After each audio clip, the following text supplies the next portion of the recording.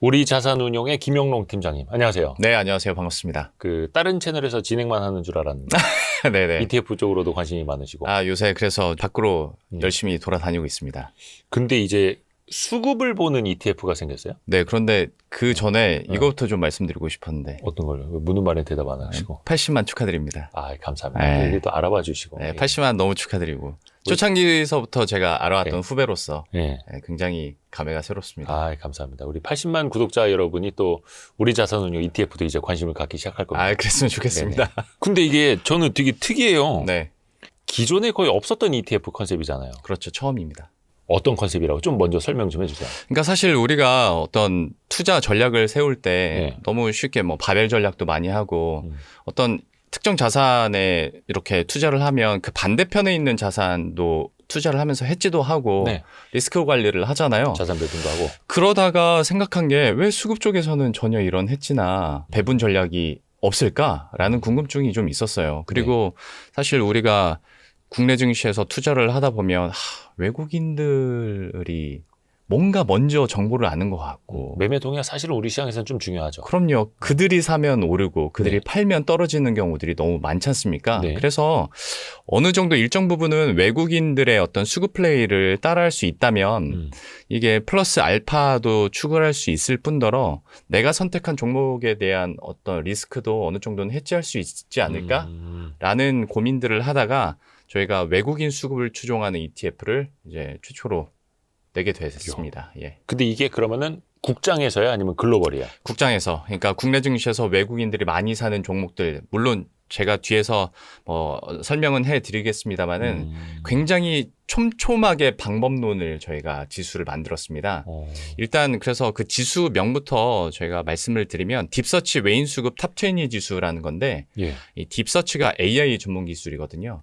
그래서 여기와 이 지수를 협업해서 개발을 했고 개발을 하는 데만 굉장히 오랜 시간이 걸렸습니다. 기존에 있던 벤치마크 지수가 아니라 아예 그 지수를 새로 만든 거니까. 맞습니다. 왜냐하면 이런 전략을 추종하는 벤치마크는 없었으니까. 그래서 저희가 새롭게 지수를 만들었고 그러다 보면 저희가 이게 패시브 ETF거든요. 그러다 보니 지수를 굉장히 정교하게 잘 만들어야지 안 그러면 그러니까 외국인 수급 동향을 따라가는 지수를 따라가야 하니 그 따라가야 하는 지수 자체를 정교하게 만들어야 했고 그렇기도 하고 따라가기만 하면 제가 뒤에서도 자료를 보여드리겠지만 오히려 언더퍼폼합니다. 시장 대비했을 그럼 때. 어떻게 해요? 그래서 그럼 어떻게? 그리고 이 아이디어를 먼저 말씀드리면 아마 많은 분들이 외국인들의 제가 와이스트리트니까 그냥 말씀드리면 설거지 해주는 거 아니야? 그럴 수 있어요. 이런 말들 굉장히 많이 하시거든요. 맞아. 그래서 그것을 방지하기 위해서 이 방법론 지수를 만들 때 방법론을 꼼꼼하게 굉장히 촘촘하게 총 5가지 필터링을 거칠 수 있겠습니다. 이거 좀 들어봐야 됩니다. 들어봐야 됩니다. 네네. 일단은 그러면 우리가 통념적으로 국장에서는 사실상 외국인이 지배를 하고 외국인이 사는 게 올라가고 이런 통념이 있지 않습니까? 이게 데이터로도 확인이 됩니까? 그러니까 이게 통념인 줄 알았는데 확인을 해보니까 숫자로도 확인이 되더라. 실제로? 라는 건데 사실 이거는 많은 분들이 보셨을 테고 그리고 이제 느낌적인 느낌으로 다들 아실 겁니다. 이게 코스피 100 달러 환산 지수하고 외국인의 6개월 순매수 누적 금액인데 여기서는 외국인들이 많이 사면 지수는 우상향을 하고 팔면 우하향하더라라는 부분 감 정도만 보시면 될 것 같고 유일하게 그게 안 먹혔던 시기가 이제 2020년과 21년 동학 개미 운동일 때. 이때는 저 때는 이제 개인이 주도한 장이었으니 그랬죠. 개인들 야 올라가자 하면 다 같이 올라갔던 삼성전자 주주들 광화문 광장 다 모여 했을 그 시절이니까 이때는 좀 예외인데 나머지는 이제 외국인 수급이 달라붙으면 당연히 시장도 함께 오르는 동조화되는 모습을 보실 수가 있고요. 더더욱이나 안타까운 게 이겁니다. 올해 상반기에 외국인들이 팩했던 상위 10개 종목하고 개인들이 팩했던 상위 10개 종목의 상승률인데요. 신문 증권면에 맨날 나오는 거잖아요. 개인이 산 종목은 떨어지고 외국인이 산 종목은 올랐다. 맞아요. 근데 그거를 저희가 한번 계산을 해봤더니 수익률 차이가 이렇게 납니다. 오메나. 그러니까 저게 언제 올해 상반기에? 올해 상반기입니다. 2025년 상반기만. 이게 솔직히 말해서 개인들이 10% 수익률을 기록한 게 그렇게 나쁜 건 아니거든요. 근데 이것도 조방원 덕분이었지 다른 종목군들 보면 사실 수익률이 좋았다고 보긴 어렵고 그런데 외국인들이 픽했던 종목들의 상승률을 보면 뭐 비교할 수가 없죠. 그러니까 수익률이야 매수 시점에 따라서 수익률은 너무 달라질 수는 있겠지만 그들이 픽한 종목들이 결과적으로 우상향을 크게 하더라라는 것은 여기서 보시는 것처럼 팩트로 나오는 거니까요. 이게 그래서 우리가 신문 기사에서도 지겹게 나오고 항상 개인들이 사는 거는 떨어지고 맞아요. 외국인이 시장을 주도하기 때문에 외국인이 산 종목이 수익률은 더 좋았다. 이거 정말 많이 보기는 했는데 네. 일단은 뭐 3대 주체에서 외국인, 기관, 개인 누군가는 이제 사야 거래가 되는 거고 그렇죠. 누군가는 이제 팔 수밖에 없는 거니까 그거는 또 그렇다 치고 앞에서 잠깐 이야기한 것 중에 그러면 외국인이 산 걸 또 따라다니면서 호행적으로 물량만 받아줄 수도 있는 거잖아요. 그렇죠. 그런 걱정들을 개인 투자자도 하고 저희도 했습니다. 그렇게 될 수밖에 없겠다라는 생각이 들어서. 근데 제가 앞에서 그러면 외국인 수급만 단순하게 따라가면 오히려 시장 대비했을 때 언더퍼폼합니다라고 말씀드렸잖아요. 네. 그 표를 제가 보여드릴게요. 예. 이게 단순하게 외국인들의 수급 강도 상위 10% 이게 파란 선이거든요. 예. 이 파란 선이 이렇게 있고 그다음에 이 실선 있잖아요. 회색 실선이 코스피 200 토탈 리턴 지수입니다. 그러니까 이 말인즉슨 그냥 외국인 수급만 단순하게 따라갈 거면 네. 코스피 200 ETF 하나 산 다음에 분배금 받아가지고 재투자하고 재투자하는 게 수익률 더 단으로는 더 좋다는 거예요. 아. 물론 이렇게 역전하는 좀 달라진 구간도 데도 있고. 있긴 있거든요. 근데 이게 얼마나 지속 가능하겠냐 이거죠. 그러니까 전반적으로 길게 10년 이상을 봤을 때는 단순하게 큰 차이 외국인만 따라 해서는 오히려 시장 지수 대비했을 때 오히려 수익은 더 안 좋을 수도 있다라는 거예요. 근데 이 ETF에 왜 만든 거예요? 그래서 말씀드리는 게 바로 이겁니다. 저희가 총 5차례에 걸친 필터링을 통해서 예. 굉장히 촘촘하게 지수 개발을 했고 그 지수가 어떻게 종목 선정을 하는지 이제부터 설명을 해드릴 텐데요. 일단 어떻게 보완을 한 거예요, 저게? 1차에서는 KRX 300지수 내 구성 종목 300개를 먼저 추리고 네. 빨간색 박스를 한 2차, 3차, 4차 이 필터링이 사실 굉장히 중요한데 외국인 수급을 추종하는 ETF긴 하지만 그 전에 저희가 실적 먼저 봅니다. 아, 그래도 우량한 그렇죠. 실적이 잘 나오는. 그럼요. 12개월 포워드 EPS가 우상향 하는지 먼저 확인을 하고요. 아하. 네, 그것도 사실 두루뭉술을 할 수 있잖아요. 네. 그래서 3개월 이익 추정치하고 1개월 이익 추정치를 비교합니다. 그래서 1개월 이익 추정치가 꺾이지 않는 것, 오히려 더 우상향하는 것, 아하. 그 종목들을 추리게 되는 거죠. 애널리스트들의 이 추정치 상향, 그렇죠. 그 모멘텀이 살아있는 종목 중심으로. 맞아요. 그러니까 12개월 선행 EPS가 만약에 우상향을 한다고 하더라도 갑자기 1개월 전망치는 좀 슬로우 다운해질 수 있잖아요. 그러면 실적 모멘텀도 꺾일 수 있는 부분이기 때문에 저희가 실적 먼저 그쵸. 보게 됩니다.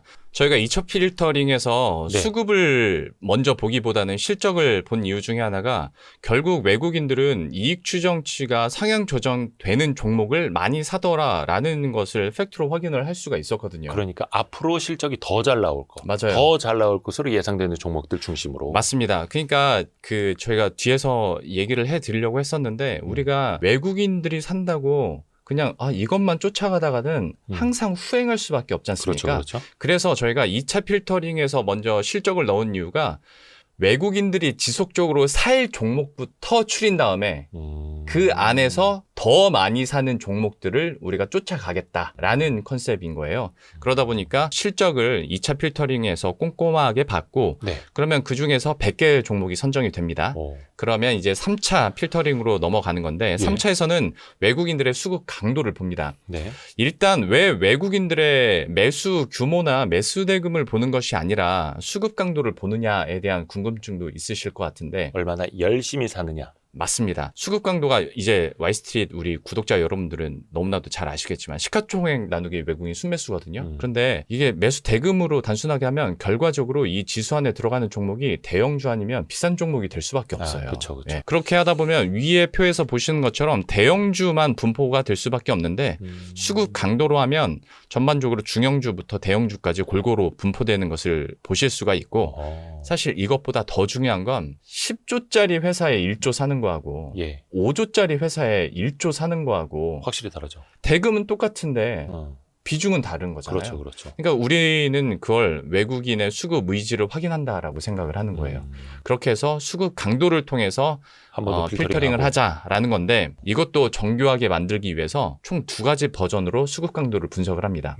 첫 번째가 최근 6개월 수급을 봐요. 그러니까 6개월 수급을 본다는 건 그만큼 외국인들이 꾸준하게 사 모으고 있는 동향들, 그 트렌드가 어떻게 되고 어떤 종목군이나 섹터를 사 모으고 있지? 라는 그 대세적인 흐름을 판단하기 위해서 6개월 수급을 파악을 하고요. 두 번째로는 1, 2개월 수급도 파악을 하는데 예.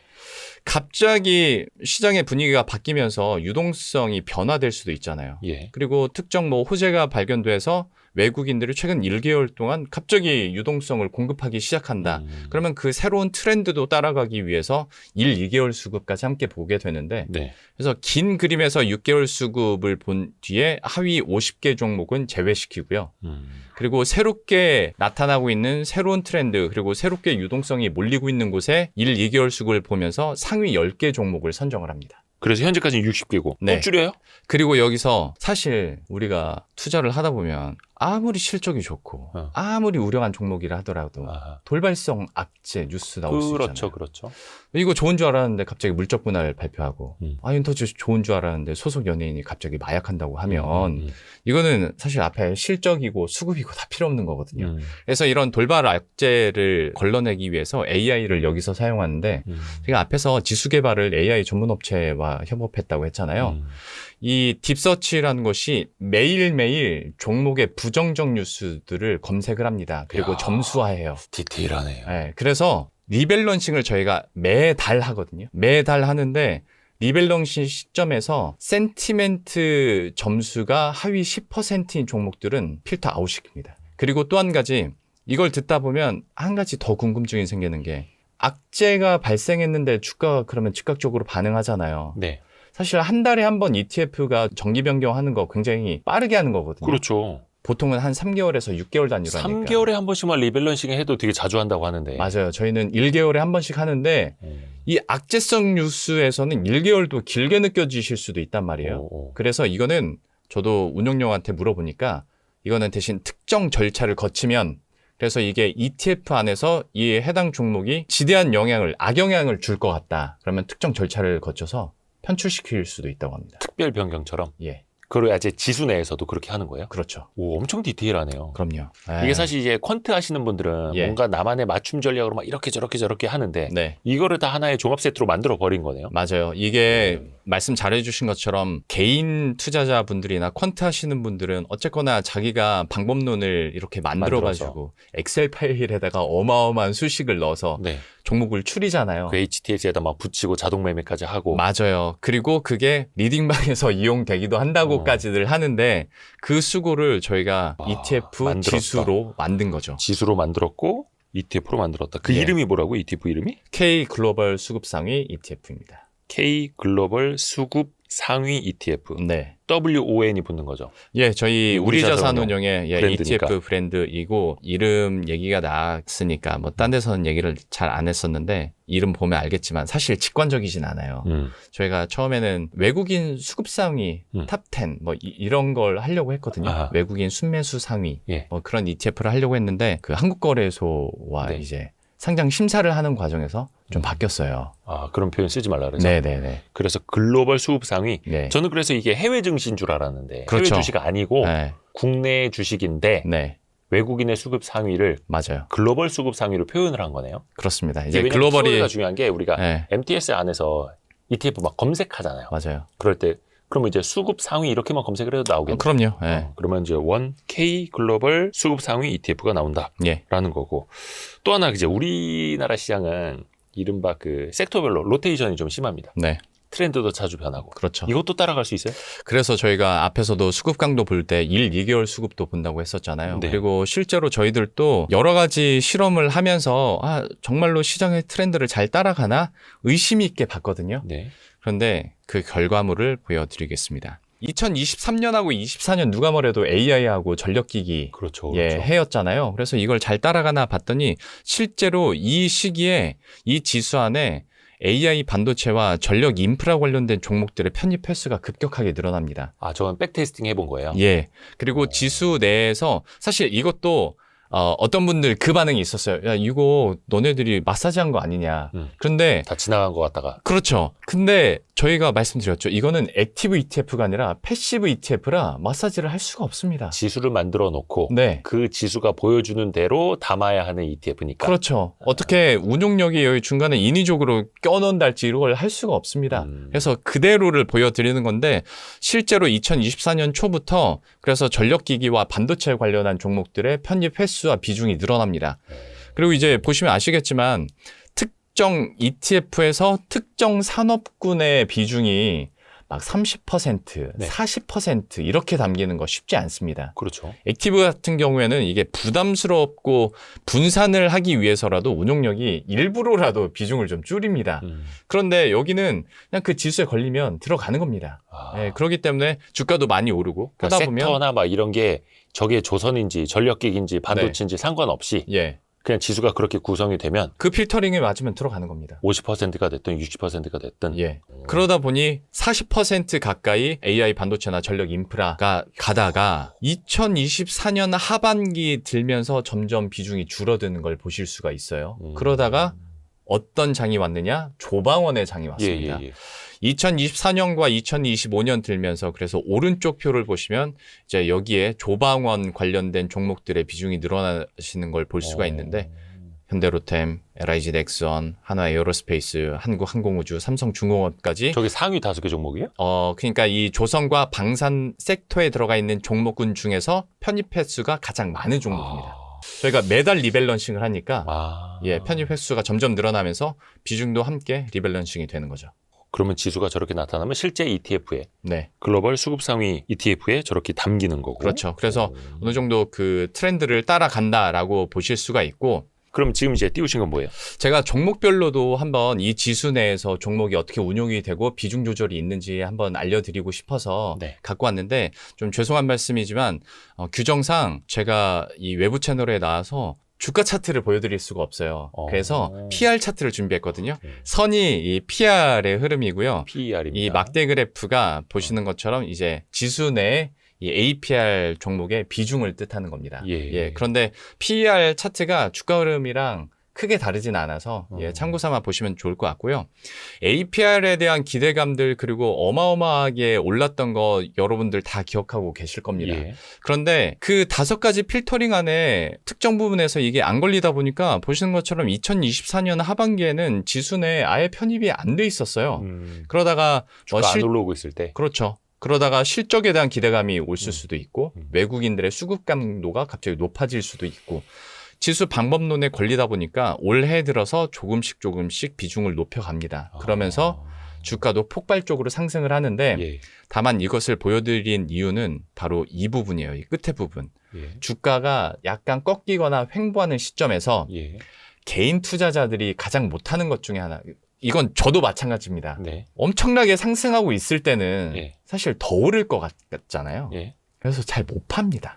비중 조절을 해야 되는 건데 더 오를 것 같으니까 이제 희망회로 돌리다가 매도 시점을 놓치는 경우들도 있는데 외국인 같은 경우에는 보시는 것처럼 여지 없습니다. 고평가 때문일 수도 있고 수급 강도가 그래서 떨어진 걸 수도 있고 실적에 대한 어떤 컨센이 좀 꺾여서일 수도 있는데 7월에서 갑자기 비중을 줄이기 시작해요. 저기 이제 그 지수 안에서. 그렇습니다. 실제로 주가는 이후로 횡보를 했고요. 그래서 APR 보실 수가 있고 다른 종목을 보시면 LIG 넥스원인데 앞에서 조방원 얘기를 했었으니까 한번 말씀을 드리면 여기는 물론 우리가 편입을 하고 비중을 높였더니 주가가 올라갔습니다. 이 얘기도 할 수가 있는데 여기서는 주의사항입니다. 보시면 2025년 2월까지 5% 비중을 키워뒀어요. 방산에 대해서 올해 상반기에 의심하신 분들은 많지 않았을 겁니다. 그래서 비중을 많이 늘렸고 외국인들의 비중도 그만큼 늘어났는데 오히려 그 이후에 주가를 보시면 좀 떨어져요. 그러면 이 말은 ETF 내 비중이 실려 있는데 주가는 오히려 좀 떨어지면서 수익률을 갉아먹을 수도 있다라는 겁니다. 그리고 이후에 좀 이렇게 수급 강도가 떨어지다 보니까 실제로 2025년 3월에는 지수 내에서 LIG 넥슨이 편출당합니다. 비워졌어요. 예. 그런데 그 이후로 다시 외국인들의 수급이 높아질 수도 있고 어떤 실적에 대한 모멘텀이 살아나니까 서서히 비중을 늘리기 시작하는데 다시 쫙 늘려요? 예. 실제로 주가도 팍 오르는 거죠. 저게 월 단위라는 거죠? 그렇죠.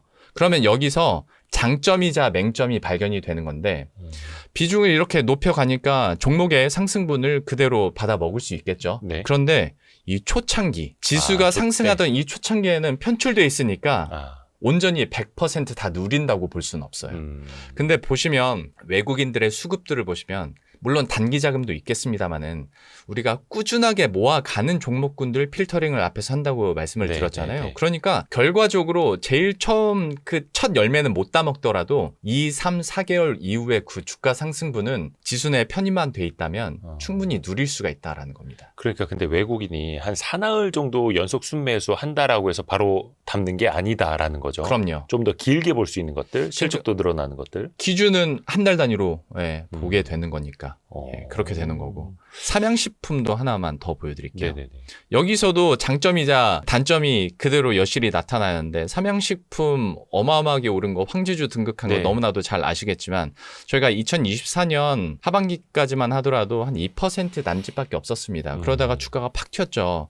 주가가 오르니까 이때는 당연히 많이 못 먹었겠죠. 네. 그리고 이후에 실제로 편출이 돼 있는 상태인데 다시 삼양식품에 대한 실적 컨센서스가 상향되고 수급 강도가 계속 높아지다 보니까 다시 한번 올해 들어서 비중을 높아지기 시작했고 이 지수 내에서도 삼양식품의 비중이 약 이 단일 종목에서만 10% 가까이 올라가기도 했었거든요. 그래서 그 이후로 2, 3, 4개월 이후로는 삼양식품의 이런 주가의 엄청난 상승 탄력을 지수에서도 반영을 할 수가 있었던 거죠. 저게 한 달에 한 번씩 리밸런싱이 되고 맞아요. 그러면은 원K 그러니까 우리 자산운용의 WON K 글로벌 수급 상위 ETF 요거는 홈페이지가 됐든 아니면 HTS나 MTS에서 제공하는 그 ETF 정보란에 들어가서 PDF라고 하는 현재 어떤 포트폴리오가 들어있는지는 월간 단위 이렇게 확인해 보면 되겠네요. 그럼요, 맞습니다. 제가 이거 캡처를 하나 하는데요. 저희 우리자산운용 홈페이지 내에서 K 글로벌 수급상위 그 페이지 안으로 들어가시면 하단에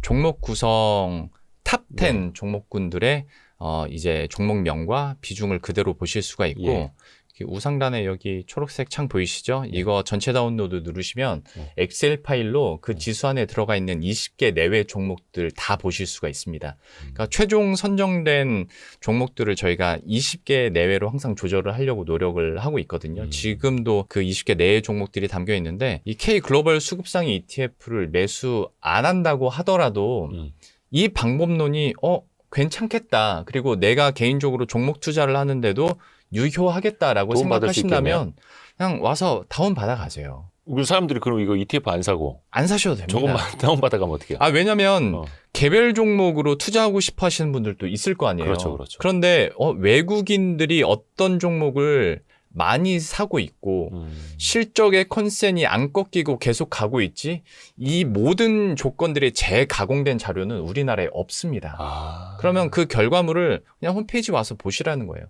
그래서 매일매일 주가가 등락하는 거에 따라서 비중은 좀 달라질 수 있겠죠. 그것도 보시고 저희가 매달 두 번째 월요일에 정기 변경을 합니다. 그러면 한 달에 한 번씩이라도 오셔서 이번에는 어떻게 변경이 됐지? 비중이 어떻게 조절됐지? 이런 것들을 확인하시면 이 종목의 탄력이 꺾였구나 안 꺾였구나를 볼 수 있는 또 하나의 부수 자료가 될 수 있는 거죠. 이거는 저희가 그 우리 자산운용 이 홈페이지 URL을 고정 댓글로 달아 놓을게요. 그거 타고 들어가시면 되겠다.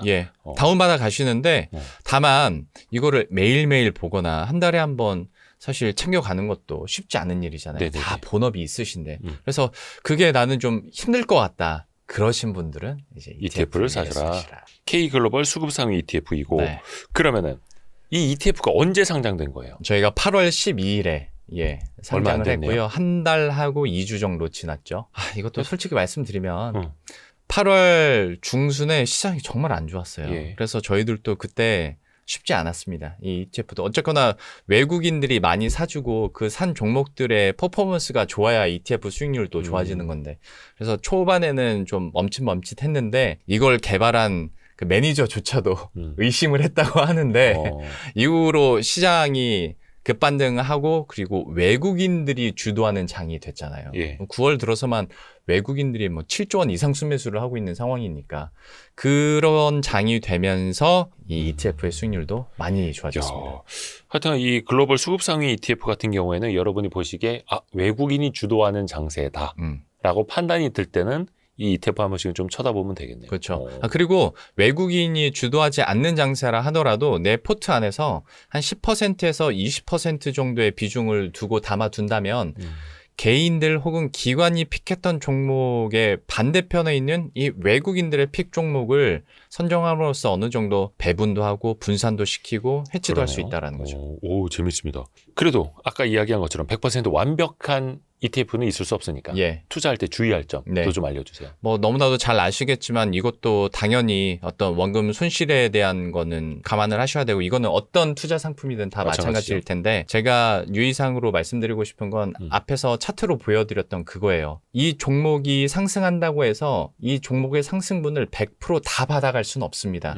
지수 내에 편입이 돼 있고 그리고 편입이 몇 % 되느냐에 따라서 이게 달라질 수는 있는데 다만 저희가 강조드리는 건 상승의 초기를 못 먹는다 하더라도 외국인들의 수급 지속성을 봤을 때 2, 3, 4개월의 주가 상승분을 반영할 수가 있고 그리고 외국인들의 비중이 줄어드는 그 시점을 우리가 기민하게 포착을 할 수 있다라는 점에서는 꽤 괜찮은 상품이다라고 평가를 하는 거죠. 그 직접 투자하시는 분들도 굉장히 다양한 투자 전략 그러니까 왜 예전에 우리 다모다란 교수가 쓴 투자 전략 바이블이라는 책도 예전에 오래전에 다룬 적이 있는데 정말 많은 투자 전략들도 막 테스트해 보시는 분들 많잖아요. 그렇죠. 이것도 하나 아주 좀 재밌는 기발한 그런 ETF 투자 전략이 될 것 같습니다. 그러니까 이게 저희들은 뭐 상품에 대한 자신감이 있어서 이렇게 말씀도 드리는 거지만 제가 외부 채널을 통해서 이 설명을 이렇게 장황하게 드리는 건 투자의 이 방법도 있다라는 걸 좀 알려드리고 싶은 거였거든요. 외국인들의 수급을 좀 촘촘하게 따라할 수 있는 방법도 충분히 여러분들 포트 내에 하나의 전략으로 마련해 두시면 충분히 유효한 투자 전략이 되지 않을까 싶습니다. 그래서 우리 자산운용의 원 K 글로벌 수급 상위 ETF. 이것도 앞으로도 주목해 보겠습니다. 우리 자산운용의 김영롱 팀장 함께했습니다. 고맙습니다. 고맙습니다. 감사합니다. 고생하셨습니다. 고생하셨습니다.